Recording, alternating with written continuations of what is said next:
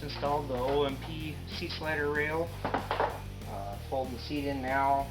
There's just a little bit of flex still left. Most of that's in the seat. If I needed to get any less than that, I need to change the seat.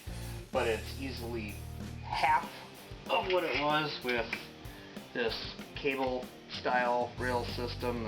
It was just tall and loose and kind of sucks. Yeah, I don't know, slides back real nice and easy. Pretty happy with that. I'm glad that a lot more of the flex is out. Definitely needed to get more washers or spacers, and I used some different bolts to make it all work. But you know, this application's definitely kind of a unique one. It's not like I got nice bolt-in, fully adjustable mounts, so kind of had to work with what I had. But I had a steel frame, I was able to drill and tap it and make it work. But overall, pretty happy with it.